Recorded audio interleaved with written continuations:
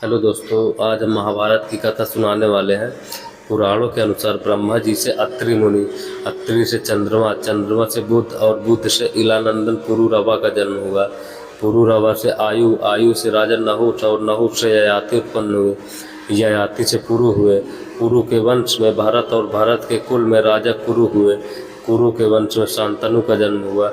शांतनु से गंगानंदन भीष्म उत्पन्न हुए। उनके दो छोटे भाई और थे, चित्रांगद और विचित्रवीर्य। ये शांतनु से सत्यवती के गर्भ से उत्पन्न हुए थे। शांतनु के स्वर्गलोक चले जाने पर भीष्म ने अविवाहित रहकर अपने भाई विचित्रवीर्य के राज्य का पालन किया। भीष्म महाभारत के प्रमुख पात्रों में से एक हैं। ये महाराजा शांतनु के पुत्र थे। अपने पिता को दिए गए वचन के कारण इन्होंने आजीवन ब्रह्मचर्य का व्रत लिया था। इन्हें इच्छा मृत्यु का वरदान प्राप्त था। एक बार हस्तिनापुर नरेश दुष्यंत आखेट खेलने वन में गए। जिस वन में वे शिकार के लिए गए थे, उसी वन में कंड ऋषि का आश्रम था। कंड ऋषि के दर्शन करने के लिए महाराज दुष्यंत उनके आश्रम पहुंच गए। पुकार लगाने पर एक अति सुंदर कन्या ने आश्रम से निकलकर कहा, हे राजन, महर्षि तो तीर्थ यात्रा पर गए हैं, किंतु आपका इस आश्रम में स्वागत है। उस कन्या को देखकर महाराज दुष्यंत ने पूछा, बालिके आप कौन है? बालिका ने कहा, मेरा नाम शकुंतला है और मैं कंड ऋषि की पुत्री हूँ। उस कन्या की बात सुनकर महाराज दुष्यंत आश्चर्यचकित होकर बोले, महर्षि तो आजन्म ब्रह्मचारी है, फिर आप उनकी पुत्री कैसे हुई? उनके इस प्रश्न के उत्तर में शकुंतला ने कहा, वास्तव में मेरे माता पिता मेनका और विश्वामित्र हैं। मेरी माता ने मेरे जन्म होते ही मुझे वन में छोड़ दिया था, जहाँ पर शकुंत नामक पक्षी ने मेरी रक्षा की, इसीलिए मेरा नाम शकुंतला पड़ा।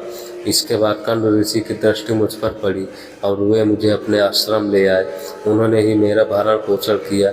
जन्म देने वाला, पोषण करने वाला तथा अन्न देने वाला, ये तीनों ही पिता कहे जाते हैं। इस प्रकार कंड ऋषि मेरे पिता हुए। शकुंतला के वचनों को सुनकर महाराज दुष्यंत ने कहा, शकुंतला, तुम क्षत्रिय कन्या हो। तुम्हारे सौंदर्य को देखकर मैं अपना हृदय तुम्हें अर्पित कर चुका हूँ। यदि तुम्हें किसी प्रकार की आपत्ति न हो तो मैं तुमसे विवाह करना चाहता हूँ। शकुंतला भी महाराज दुष्यंत पर मोहित हो चुकी थी, अतः उसने अपनी स्वीकृति प्रदान कर दी। दोनों ने गंधर्व विवाह कर लिया। कुछ समय महाराज दुष्यंत ने शकुंतला के साथ विहार करते हुए वन में ही व्यतीत किया। फिर एक दिन वे शकुंतला से बोले, प्रीतमे, मुझे अब अपना राज्य कार्य देखने के लिए हस्तिनापुर प्रस्थान करना होगा। महर्षि कंड के तीर्थ यात्रा से लौट आने पर मैं तुम्हें यहाँ से विदा करा कर अपने राजभवन में ले जाऊंगा। इतना कहकर महाराज ने शकुंतला को अपने प्रेम के प्रतीक के रूप में अपनी स्वर्ण मुद्रिका दी और हस्तिनापुर चले गए।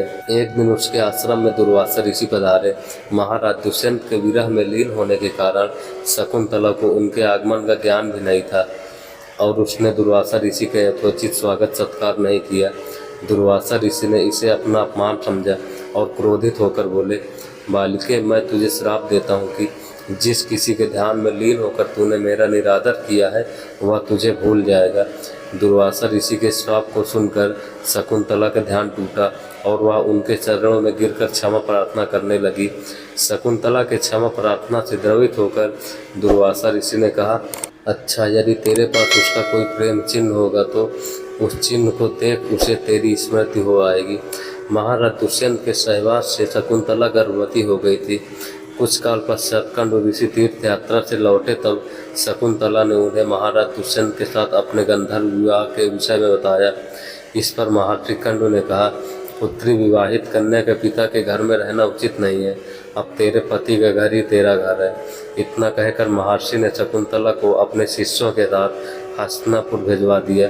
मार्ग में एक सरोवर में आचमन करते समय महाराज दुष्यंत के दी हुई शकुंतला की अंगूठी, जो कि प्रेम चिन्ह थी, सरोवर में ही गिर गई। उस अंगूठी को एक मछली निगल गई। महाराज दुष्यंत के पास पहुंचकर कंड ऋषि के शिष्यों ने शकुंतला को उनके सामने खड़ा करके कहा, महाराज, शकुंतला आपकी पत्नी है, आप इसे स्वीकार करें। महाराज तो दुर्वासा ऋषि के श्राप के कारण शकुंतला को भूल चुके थे, अतः उन्होंने शकुंतला को स्वीकार नहीं किया और उस पर उल्टा होने का लांछन लगाने लगे।